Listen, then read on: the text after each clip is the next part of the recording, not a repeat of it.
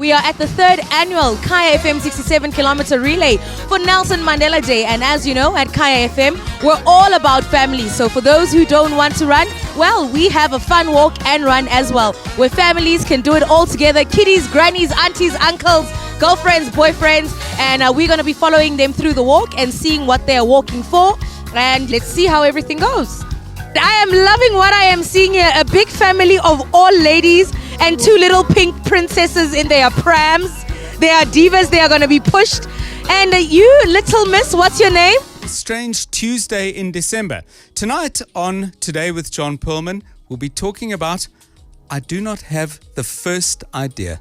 Talking from the heart. Today with John Perlman on Kaya FM 95.9. I really have no idea, and I've had no idea all day, because tonight on Kaya FM, we have a surprise guest. And I, the presenter, the person who's going to be talking to the surprise guest, have in my little hand a red envelope.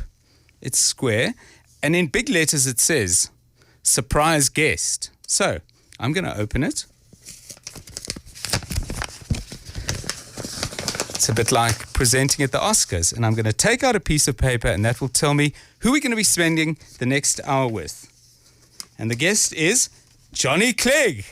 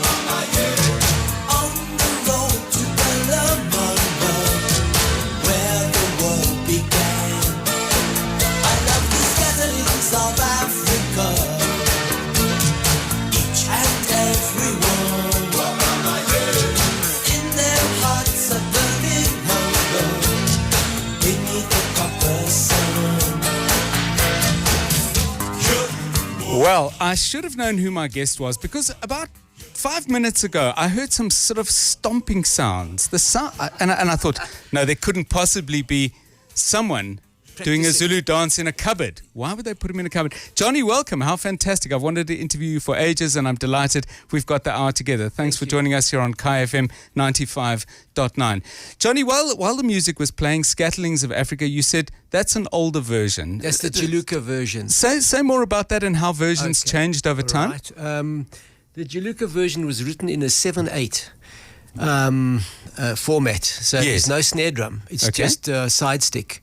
And when we re-recorded the song in 1987 with Savuka, we turned it into a regular 2/4 finished, made it simpler, and put in a snare. And we went to number 1 in France, Switzerland, and Belgium, and top 40 in Europe. But both songs, both versions, opened the road for me. So it's my favorite song. Really? That's my favorite song. It's not the best song I ever wrote. Yes. What's that?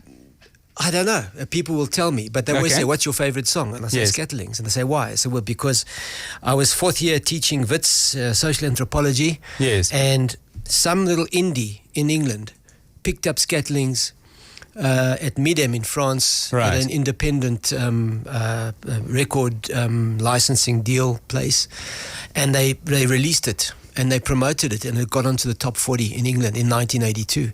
So it was a life-changing event for me, because I'd been making music for so long, and I had 4 albums. This was the 4th album. Yes. And nothing had happened, in that regard overseas. And it was an incredible time. It was a cultural boycott. It was the political boycott. It was economic. It was academic. It was a full sort of force against anything from South Africa happening. And so when it happened, we all fell out our chairs. I want to ask you this, because what you've been saying to us, Johnny, raises for me a fascinating question. Do other people have to like your music for you to love it? In other words, does an audience determine for you, a performer, how good a song is? Performing is about connecting to an audience. Yes. If a song, for whatever reason, and no artist will ever be able to determine what connects, otherwise they'd write hits every time. Yes. We don't know what connects with an audience. So, Scatlings was a hit in South Africa, and it went platinum at that 83, 84. And I think that for most, I have songs I really enjoy playing. Yes. But they basically show fillers for people. So the artist's relationship to their own work is often muddied between their own, I suppose, sense of, I wrote this song and I was clever here and I did this and, and I'd like to play it and share it. And it's like, okay, that's cool. But when you play a song which you never thought would actually do anything, and it's done a lot. We Quite have a nice surprise. It's a fantastic surprise. So the audience, when you're playing live, I think that we now know what our live songs are and how they operate, and so we build the show around them. We know which songs work. Yes. When we want to bring the audience down to a level in the middle of the show, we know what songs to play. So that's really just trial and testing.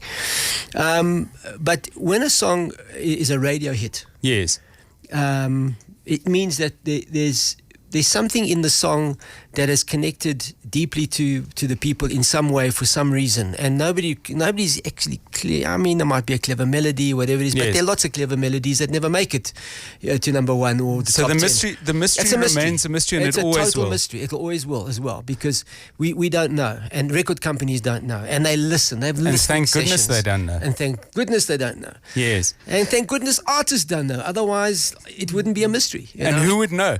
Yeah. You know, Mkaya, this has been such a kind of headlong rush into interviewing someone I've always wanted to speak to in this way. I forgot to give people the numbers. I forgot to give them all the details for joining the conversation, because I'm certain you want to. A chance to talk to Johnny Clegg and share some of your thoughts about the music he's made, and perhaps the music that other people make, or the music you want to make. It doesn't matter. Call us on 086 0000 959 36959 for your text messages. They cost R1.50. I'm on Facebook, the Today with John Perlman Facebook page. I'm on Twitter, and so is Johnny Clegg. He's at Johnny Clegg Real. You can follow him there, and you can follow me at John Perlman. So 2 Johns for the price of 1, and hopefully 1 + 1 is going to equal much, much more than 2. Johnny, you talk about music being on radio, and I wonder, maybe this was something more in the early days, or maybe it was something you never got tired of, but driving down the road and the guy in the car next to you is playing one of your songs and singing along. In other words, that unplanned interaction with people interacting with your music. A, did that happen? And B, was it special in any way? Sure. I've been in shopping centres, and it's not the shopping centre's radio station. It's like 702 or Kaya FM or whatever it is, playing in the Joburg area, and they're playing it, and then I hear one of my songs. Yes, and it's very weird. It's a weird feeling, because it's like saying, we know you're here. Yes, and suddenly you get a sense of presence and place. And it's a nice feeling. It's a feeling of basically, I'm still connected. The music is still being played, and all around me. And people don't see it's me, because I'll be walking through whatever, but I'll listen, and I'll feel a little bit anonymous amongst the crowd, and I enjoy that. That's nice. The thing also for me is just going back to Scatlings. Scatlings ended my academic career. I was at university for 12 years, taught for 4 years. I was there at the same time. Yeah, exactly. And so it was a life-changing song for me personally. People always say to me, this song, Della, that you've written, we used it at our wedding, and it's like the background to our wedding, and it's experience of, it's our life story. Your song is so important to us, and it's weird having a song that does that to you. Yes, because this song changed my life. It turned me into a professional musician. I enjoyed teaching. I enjoyed being an anthropologist. but because we had this opportunity, I went to see the head of the department. I said, listen, I will always regret not having given myself a chance. And so the prof said, okay, take a sabbatical. And I never went back. Yes. So it's in that sense. There's probably still a mail from him somewhere waiting. Yes, saying, yeah. So Please let us know when you're returning. Yeah. So what we also know as artists, and even sculptors and painters, we know that people connect to a certain arrangement. Yes. Of symmetry, whether it's color, whether it's sound, they relate to it in a way that you can never predict. And so when somebody does that and says, this is the soundtrack to my life, this song, I remember when I first heard this song, and they tell it to you. And it's a very powerful moment. Yes. Quite intimate. And quite intimate, but also a little bit overpowering, because it's kind of you responsible for them feeling certain things at a certain time that they remember, and that song is like frozen in their memory for that reason, and that's what the song means, and they want you to acknowledge that. And I say, well, it means that to you, but for other people it might mean something else, because it's hard. Nobody shares the same meaning exactly as another person. And I would think one of the tricky things about music is that people don't always remember good things as a soundtrack, and it's not you're not the cause of that either. Yeah. Let's go back to Lebogang, who's first caller tonight from Midrand. Hi, Lebogang. You with John Perlman and Johnny Clegg. Hi. Hi, how are you? Fine, and you? I'm great, thank you. I've got a question to Johnny, and this is purely from his career background as an anthropologist. You know that you study people's behaviors and what is relevant and what isn't. So I'd really like to find out if producing music that is more culturally inferior. I can't hear. Yeah, that distorted a bit at the end, but I'm just looking at the note that was attached to Lebogang calling in, that we've lost that line. But Lebogang was asking, I think, what from your study of anthropology influenced your music, and perhaps vice versa?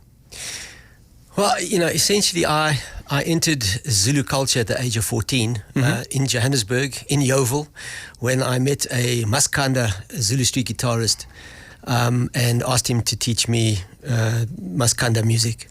And I began immediately to realize that I need to understand the language. I knew no Zulu whatsoever, and I bought a book and I started to teach myself. And so, in a way, I was already being an anthropologist in a sense, in that I was trying to understand culture and try to understand meaning and all that stuff. So when anthropology happened, when I chose anthropology, it was just like a natural continuation of a lot of what I'd been doing before.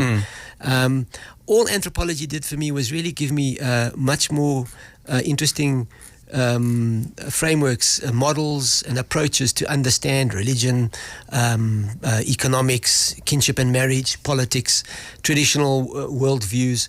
It enabled me to talk about it much more fluently and with more understanding. And also anthropology is a comparative discipline, so it's compared to other cultures and other systems, so you get a broader sense of what this particular culture is in terms of others which are similar or dissimilar. So anthropology helped me very much in giving me a certain confidence, just in terms of an intellectual framework, more than anything.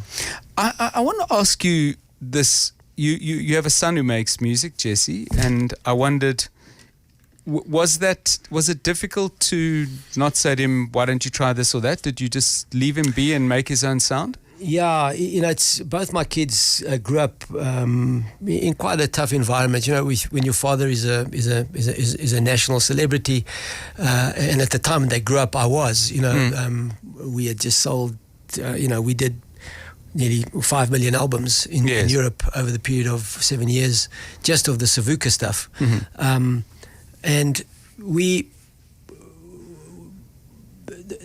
thing for them was, I'll give you an example. Jesse's 7 years old. I take him to a party to one of his buddies at school. Right. And I introduce I don't know the parents, so I introduced Jessie to the parents. And the lady bends down and says to Jessie, "And what's your name?" And he said, "My name is Jesse Clegg, and I don't speak Zulu." And he was creating a boundary there? He was actually, in a way, he was saying that nervously, because I think at school and at other places, people just expected him to speak Zulu and dance and do this kind of thing. So my children grew up in a way, I can say, they grew up having to find their own voice, having to shape and define themselves, not against me, but outside of my area of proficiency, really. And so my 20-year-old is just finished the Vancouver Film School diploma. He's busy doing a movie. Jesse's into rock music, so completely different to me. And this happened silently in my home. I never knew this was happening. I mean, it sounds ridiculous, but his first hit he wrote when he was 17. Goodness. And he said, "Dad, I've written a song. I'd just like to make a demo." So I wasn't really. Okay, I'll get Vernie to help you out. I got my demo guy to help him. And 2 days later, Vernie phoned me and he said, "John, are you a co-writer here?" And I said, "No." And he said, "These are serious songs." I said, "Really?" He said, "Haven't you heard them?" He said, "No, he won't play them for me." Amazing. So it was kind of done stealthily inside my own home. And when I heard the songs, I fell out my chair, and I felt like I didn't know what had been going on, over the past year, because these songs clearly had been worked on, and the melodies and the lyrics and everything had been worked out. So I was stunned. And that's how it unfolded. And Jaron, the same thing. He was sitting on his computer day and night. He did downloaded tutorials on computer generated imaging. I didn't know that. I thought he was playing computer games. And from the age of 14 to the age of 18, he's now a fully fledged CGI master, and has now got a degree in directing. And so they both kind of found their voices outside of my domain.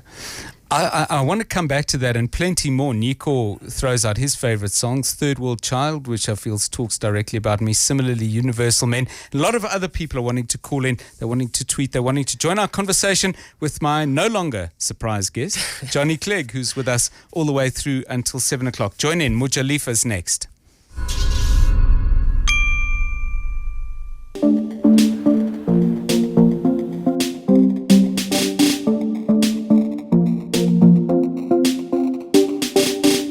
It is the KFM Family Day, brought to you by KFC. We are out here at the Johannesburg Zoo. As you can hear behind me, the crowd already very, very excited. Our DJs have already been playing throughout the morning. Later on, we're looking forward to performances by Birdie and also The Soil. And listen, the kids are having fun.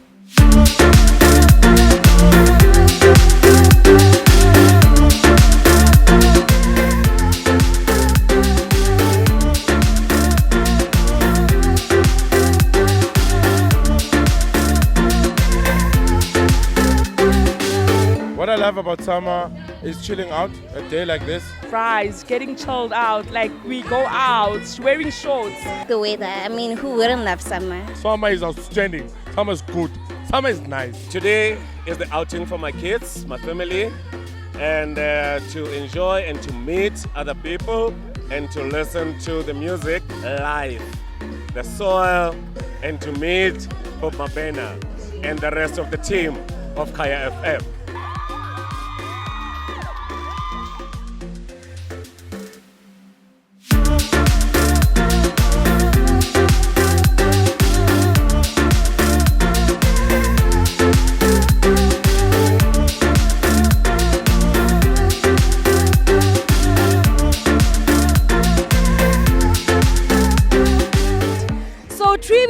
Bongani just performed out here at the zoo, the Johannesburg Zoo, at the KFM Family Day, and it is her first one. It is my very first one. How did you find that, hey? Oh man, it's amazing. I've always been watching the KFM Family Day activities and absolutely amazed at the numbers of people coming here. So I'm really excited to have performed here today.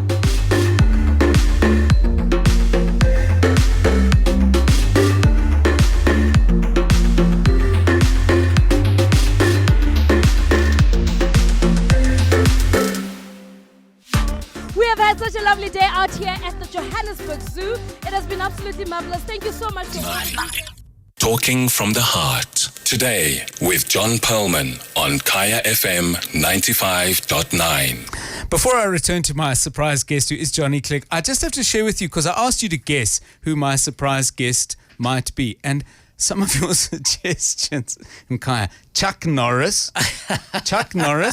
Donald Trump. We couldn't afford the hairstylist. Guys, where do you think we're going to get these people? Others were a bit more down to earth. Gerry Nel, there was a kind of a whole Oscar vibe going. Oscar Pistorius, Gerry Nel, and Judge Masipa were all candidates. Some people thought the image looked like Ivan Koza, and of course we'd love to have him in the studio, and I'm sure we will have him at some point. Chuck Norris. Guys, no, we do not have Chuck Norris in the studio. And Samuel Jackson, which perhaps was more plausible given that he has worked in this country. But Johnny Clegg is with us, and I'm certain you want to talk music, you want to talk other things. Mujalifa has music very much on his mind and is calling from Vereniging. Hi, Mujalifa. Hi, how are you doing, John? Good, and yourself? Thank you very much. I think your surprise guest is just perfect, really. I mean, Chuck Norris would have been great, but I am so excited. He wouldn't have let me speak, Chuck Norris. I'd have been quite scared to interrupt him. I can imagine that. Go ahead. Mr. Clegg, are you well, sir? I'm well, thank you. Thank you so much. It's such an honor.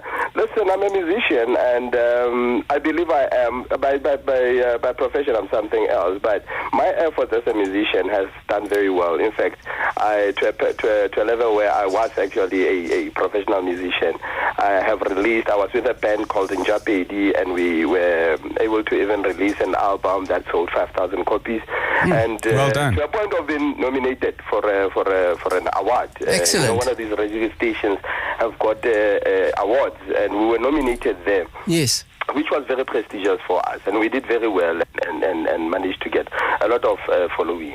And then we disbanded and so on. I'm following a solo career, and the reason I love you so much and I can resonate with what you do is interesting in the sense that you create your music in a mix of English, but you use native.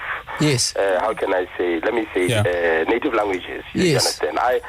We used to write our music in Njapedi in Sesotho. I write music in Sesotho currently, but I have changed from what we used to do.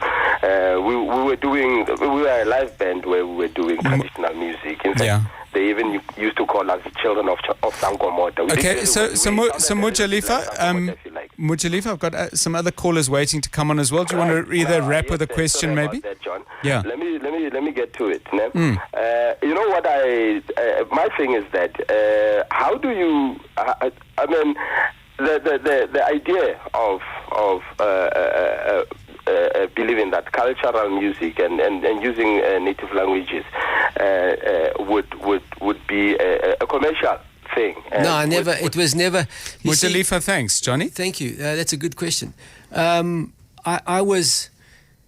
I started at the age of 14 playing maskanda, and so for 2 years, 1968 to 1970, I played under the tutorship of Charlie Mzila from Msinga Emabomvini, and then I met Sipho Mqunu, who became later my partner in Chuluga, and Sipho and myself played pure traditional maskanda music for about 7 years together. We were going as Johnny and Sipho, but it was very hard because we were black and white, and there was a cultural segregation laws and all of that stuff. So we played in private venues, in churches, we played in schools, we played in many embassies, and places where we could get some exposure. But I saw you at the Institute of Race Relations, just to cut in. I think sometime in 72, 73, that's right, exactly. Crowd of 100 people maybe. So we were just happy to play the music. We were not looking to make money, or we were celebrating the music for the music's sake.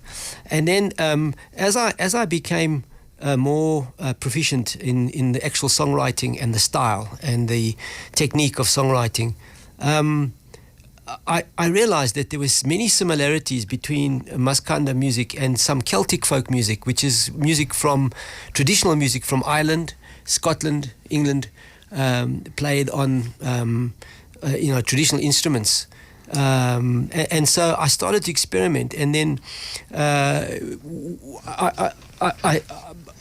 said to Sipo, how would it be if we have a Zulu chorus but an English verse? But the English verse, if you listen to the English verse, you kind of get what the chorus is going to be, because the verse is setting up something to do with this thing that I'm singing about.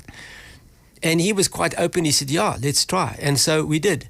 And that became the first Juluka album. And it was about 1977 that we experimented with this. I was a student. I was becoming a university lecturer. I was very much involved in an academic career.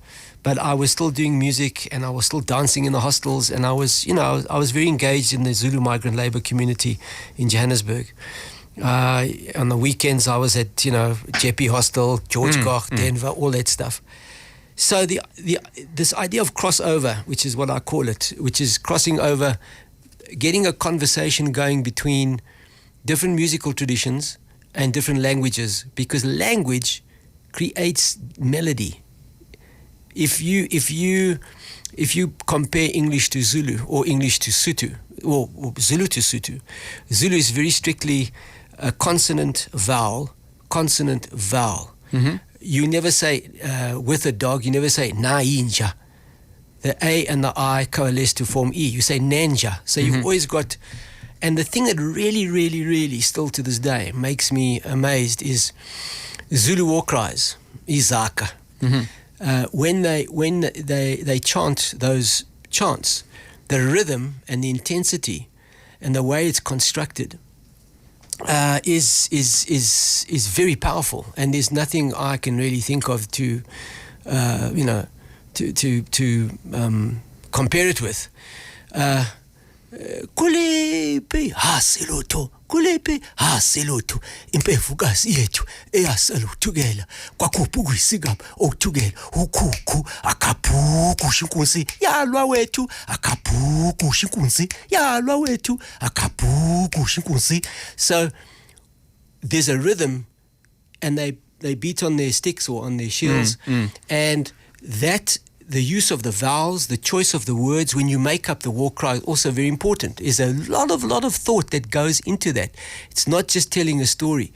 And all of those rules of composition, which come out of speaking the language, you get to grips with if you immerse yourself into it. So I was interested to see between English and Zulu, how that would work. What you could do with it. And some of them were still born. Some of them didn't work, but there's some songs that worked very, very well. Can I ask you, I mean, in general, as a musician, as a composer, as someone working in partnerships like the one you had with Sipo Mtunu, do you know when a song works? Is there a moment when you go, whoa, okay, that's it? And do you both, if you're co-composing, do you both have to know it? The one will recognize it maybe for the other. Yes. And Sipo was very animated when he thought a line worked. Yes. He said, don't leave this out. This is the one I think is, Did you disagree while you were working? No, I think also because we both knew that this was new. Yes. Nobody knew what was right or what was wrong. Yes. You're making something up that's completely new. There's no tradition to draw on. You're making it up as you go. So the songs were all different. We had a formula which was just basically English verse, Zulu chorus, some songs entirely in Zulu, other songs entirely in English but with humming, Batra humming from the southern tribes, the Nguni around Matatiela and the Eastern Cape. They're the guys that we took the humming style from and made that famous on our records. That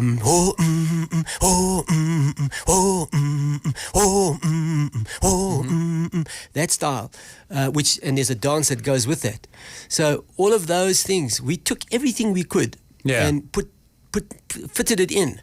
Well, and it was just like playing with a jigsaw puzzle, and sometimes you had to cut your own jigsaw to make it fit. And it was a very, very powerful, creative and developmental time. And we didn't have commercial pressure. Sipo was a gardener, I was a student, and then I was a lecturer. So we enjoyed radio play and getting shows and that. And when the Juluka album came out, we only sold 4,000 units then. And it was considered to be a flop of note for the budget that had been given by Hilton Rosenthal, who became our champion. He became the publisher. What did he say about those numbers? Did he say, "Never mind, I'm still behind you. Let's go"? Not only did he say, I'm behind you. I'm leaving the record company to start a new company based on this flop, because I believe that there's something happening here. So he was a far-sighted chap, and he should have signed us up for like 5 years. Yes, fascinating. I want to give the people on the lines a chance. Tsebo wants to chat from Ruriput. Hi, Tsebo. Hi, John. Hi. Good evening. Good evening. Yes. Hi, John. Hey, hi. Johnny Clegg. Yes. Hi. Yeah, firstly, I just want to say, the song Impi still has got that rhythm. Yes. And when you sign off on this show, please play just a bit. Ask John to play that part. Okay. And another thing that I lost my jersey because of you, Johnny Clegg. In 1981, you owe my jersey. You were performing at the Jabulani Amphitheater. Yes. And a friend of mine, Ruben, we just, you just blew us. Really. And I say, I want to know, why did you call yourself Chuluga? Okay, so Chuluga. Can we quickly ask you what color was the jersey, Tsebo? Hey, that red, white, and whatever color. Okay, we'll check. It's maybe still at lost property. So you lost a jersey, and Johnny owes you a jersey, but he owes you an explanation as well. Why did you call it Chuluka? Thanks, Tsebo. Chuluka, Johnny. Okay, Chuluka means sweat. Chuluga was the name of Sipo's bull. Okay. Juluga bemphetha abafazi namadoda. So, which means the people who are in charge of this bull, they can't control him, it's basically saying that the bull is going to go its own way. And I like the idea of a bull that cannot be harnessed, because basically what we were creating was a new music, and we were pushing. Look, we had our records banned on the air. Was a Friday was banned. Any mixing of English and Zulu on the same song was considered to be diluting the Zulu culture. This SABC at that time had all these cultural arguments. Right. So we could only really get our music out by playing it live, and that was hard enough as well, because we couldn't play as a white and a black in a public space. Yes. But we found ways around that. And I'm busy with my autobiography at the moment. Oh, fantastic. Timeline on that? Next year the draft will be finished. Good luck to the editor. You've got a lot to talk about. So that's Chuluga. I wanted to ask you this. Your songs have had a hugely uplifting quality, but they've also been about some deeply painful things. I actually quoted one of your lines the other day. We were talking about the culture of migrant labor, and there was a line in a song that you wrote that I thought was very powerful. The little ones grow older on the station platform. And I wonder, do you listen to some of those songs and find that they evoke not always happy memories, not always images of crowds, but actually the subject matter and maybe the particular times in your life? There must be some hard stuff in your music too. You see, my influence is layered. Yes. I was influenced by dance as well. Yes. And by particularly shaman. Now, when we sing and we dance, we have what we call izintlamvu. Izintlamvu are small, short songs which depict a life experience. And we sing backwards and forwards. And we tell stories through these songs. And they are really about the experience of the migrant worker. Ngishele intombi enjani ehamba nesoka ngizoyenzani namashe ndiqome izolo mama ngishele intombi enjani ehamba nesoka ngizoyenzani namashe ndiqome izolo. Then I say sengiyahamba ngiyele kwaZulu emsilikwani haya belungu basitshele ndilayibona, which means I'm leaving. We're going to Msilikwani near Escourt, which is a township. We are leaving the farms. The white people will no longer tell us to dry. Ubambi dilai means that you work for 6 months for free as a labor tenant. And then for 6 months you go off to do what you want to do. And each man and wife, if they had their kids would also fall into the intilai. So there's a little intlamvu which says we've given up this life of being forced to give 6 months of our labor just to be tenants on the farm, and we're now living in Mselikwane. So all of these, the ability to take 3 melodies, da da da da da da da da da da da da da da, and then put in each one a point in Tlamvu. So that is a very creative ability, and we call those people amakaku. Ikaku is a great composer, like Mshengu Shabalala from Ladysmith Black Mambazo. Ikaku leli. So I learnt all those ideas and techniques, and the growing older on the station platform, Skukele platform sivaleli sobaba by Makoli. So all of those came out of songs that I'd heard, and ideas about the migrant labor experience, and then I translated them into English and into a melody that would work with the song. So this, together with umzansi, the other style of dance, and intlangwini, because I learned 3 different styles of dance. I loved the dancing, but it was always the singing that went with it, which spoke deeply about all the contradictions and paradoxes of being a migrant worker. So the first album is called Universal Men. Yes. The title of which came from John Berger's book, Ways of Seeing. Was it Ways of Seeing? I can't remember. It's one of those. And he talks about the migrant worker as a universal man. We'll come back to that because there's so much to talk about, and I keep forgetting that we have to do things like tell you where you're going to go to, whichever way you're traveling. Let's get the latest traffic news. Here's 19. I have never seen Nachi wear tights and sneakers, running shoes. Wow. Ever. Gym clothes. Gym clothes. And she's all dressed up. Ganelo's all dressed up. Yes. And Sandile's wearing a full-on tracksuit and running shoes. We're about to hit the streets of Rosebank and do a mini 67-kilometer relay. Aren't you guys nervous? I'm nervous. I'm actually nervous. Can I just tell you something? I'm tired from getting changed. Okay, just taking the baton from Ginelwe. I'm doing my stretch now. Let's go.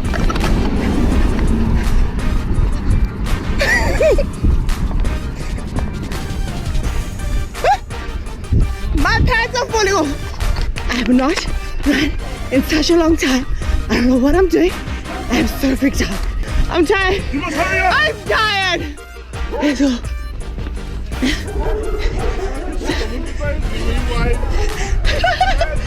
This is an incline. This is a freaking incline. I'm not up on that.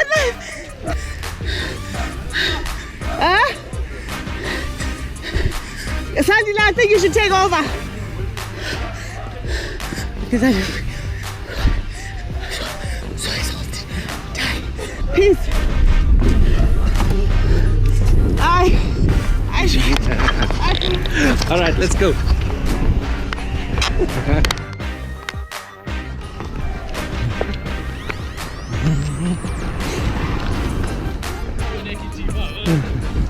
Just long legs.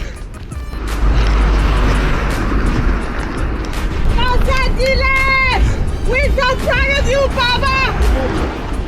Hand over. Take us home. So much! So much!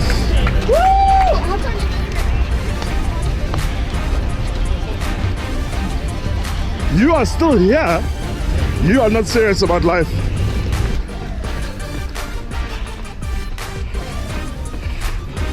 Woo!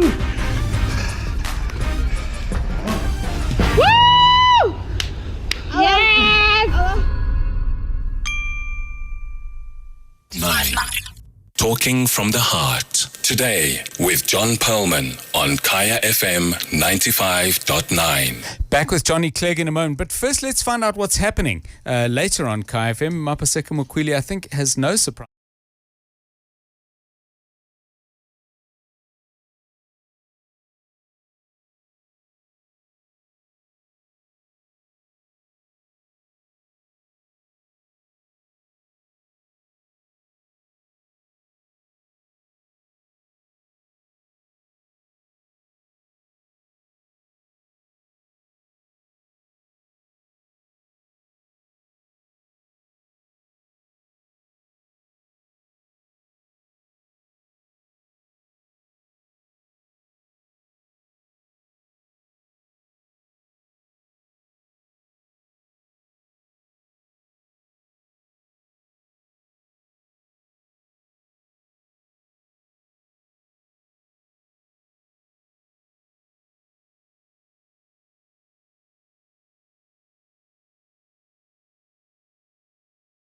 Messages. KB sends this. This takes me back to my childhood days in Swaziland and Durban. My grandpa used to make us dance to Juluka and Johnny's music. He called me Johnny Clegg's Makoti. KB with those memories. Let's go to the lines. A lot of you been holding on. Sorry for the wait. Bongani in Protea. Hi, Bongani.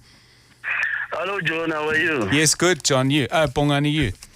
I would like to greet Johnny as well. Yeah, boy. How's it? All right, Johnny, I feel so honored to have a chat with you. I find you being one of the most extraordinary people in this country. Thank you, man. You came from England to South Africa and you learned this language. By the way, I'm a Zulu speaking person. Oh. So I find it very, peculiar that a person from England can come and speak this language the way you speak it. That we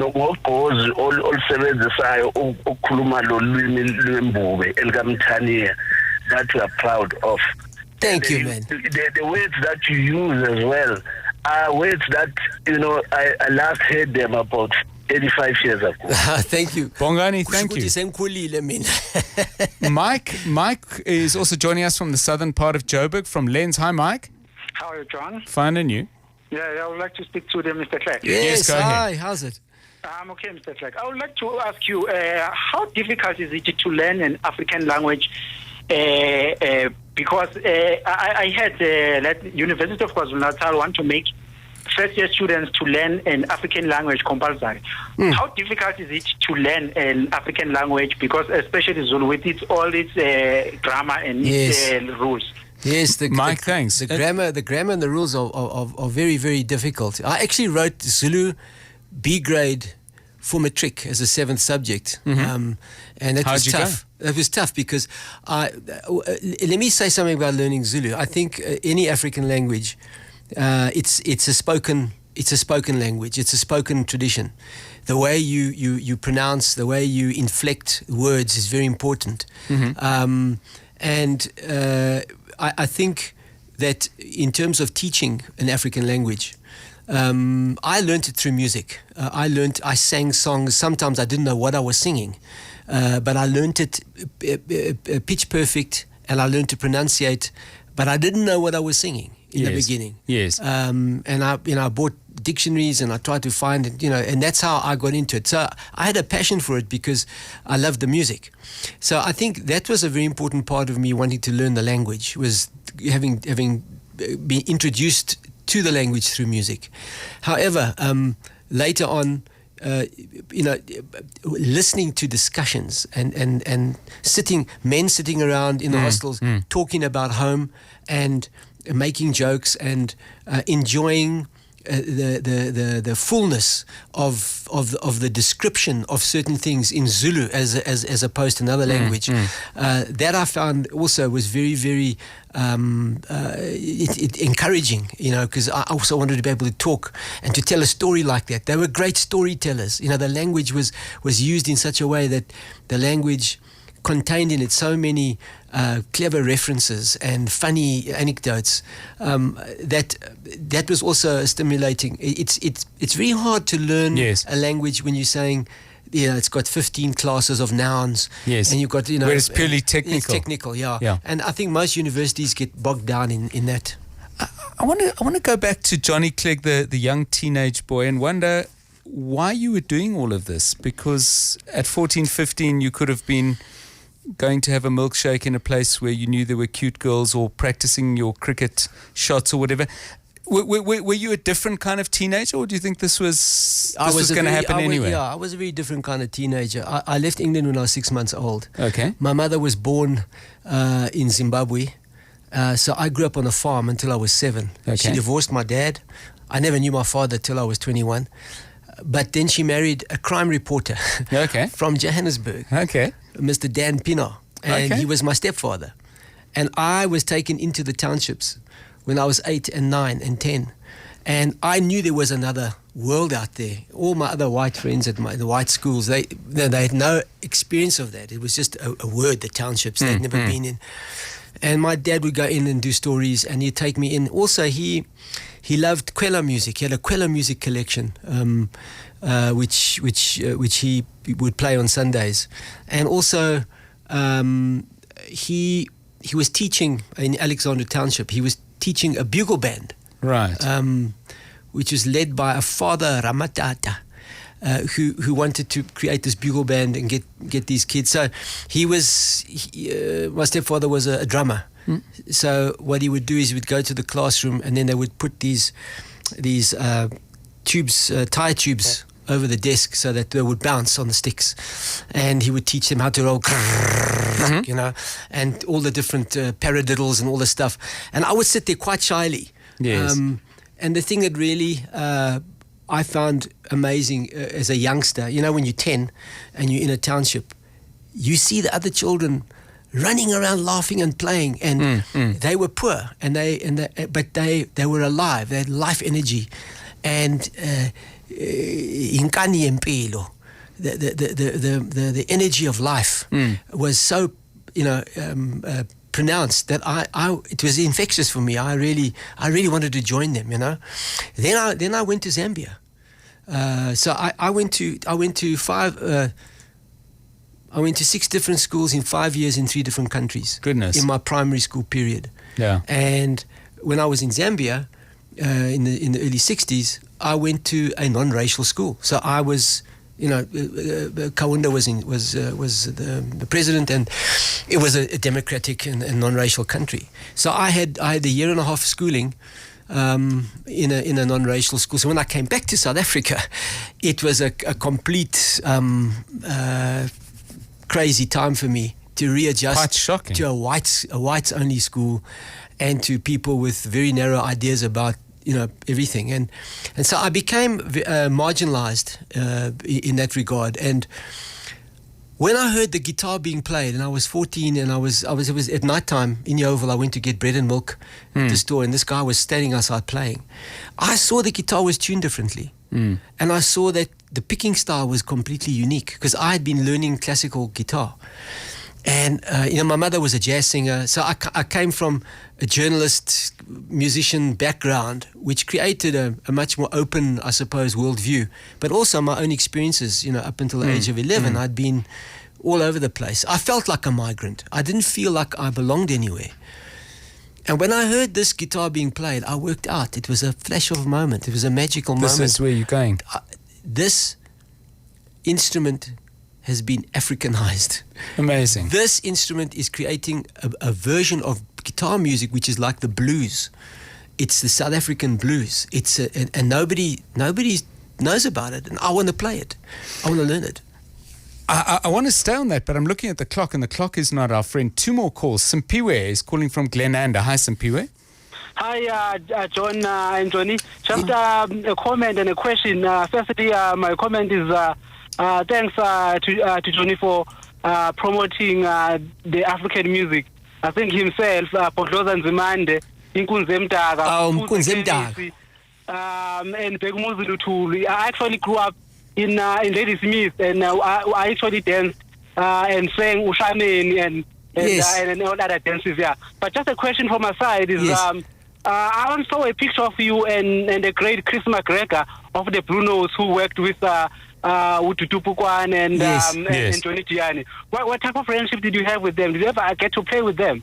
Okay, thanks, Johnny. If you No, can answer. never got to play with them, but I hung out with them, and I met him and his wife before he died in Paris, and she actually turned me on to a book by Fritjof Capra on ecology and on saving the planet. It was a green book, and they were both very into this idea. But that was very that was about, I must say, that's like 20 years ago, really a long time ago. Johnny, you've been a musician, a lecturer, you've been part of people's lives, but you're also, and a dad, you spoke about that, but you're also an ordinary guy who's been people's friends, and our next and last caller wants to talk about Johnny Clegg, the friend. Sergio, hi. Hey, John. Hey, Serge. How you doing, my brother? John, Mr. Perlman, your producer said that I should share something that the public don't really know about Johnny. Okay. And I'll tell you what, the Johnny that you have sitting across the table from you, the Johnny that the public see on stage, is exactly the same Johnny that we see backstage. There is only one Johnny. He's really a genuine man. He is a great entertainer. He, at the age of 62, he's a man with a thirst for knowledge that not many 20-year-olds have. So if you're looking for intellectual exchange, you can do worse than sitting across the table from Johnny Clegg. The man, he's an informed man, he's an entertainer, and then he'll invite you to his house for tea, and he'll cater enough to solve the hunger problem in the third world. Okay. Sergio, thanks. I'd love to hear more from you, but we're into the last minute. Johnny, I end interviews like this by offering my guests 3 wishes, which I have absolutely no power to deliver on, so it's a check that's not bankable, but here we go. What's your wish for our country? I read recently a very dark book by R.W. Johnson. Yes. And all the things that are figured in the book there, which are, reasonably accurate. I think, for me, I've always been